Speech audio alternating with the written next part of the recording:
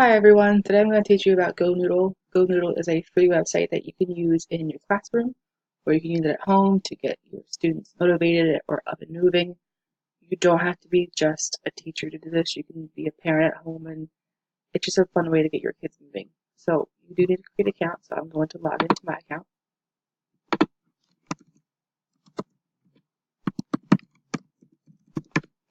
And once you log in, it'll bring you to this Discover page. The Discover page is a place where you can go to find new videos that people have been using that are just awesome ways to get your kids moving.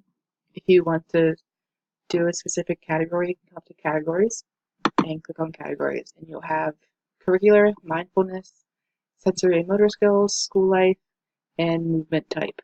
Um, this is not only a website just for young students. You can be a college student and use this if you notice that you're getting a little stressed out. You can go to mindfulness.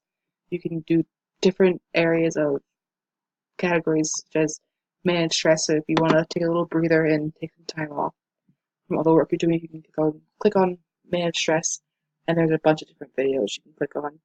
Most of the videos on this website are under 5 minutes, but some, as you can see right here, this one's 10 minutes, which is a little bit long.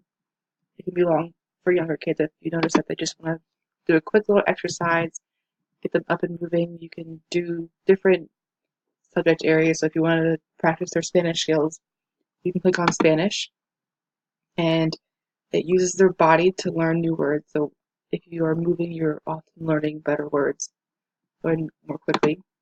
You can also do a quick stretch or like a balance, and it's just a good way to get your students up and moving. And a lot of times the students love it. They think it's a lot of fun. You can also customize your little man up here. The last time I did this, did a math one, so I had a math video up, but you can change your class here, and you can do a bunch of different other things with this website. So I hope you use it in your classrooms. Thank you for watching.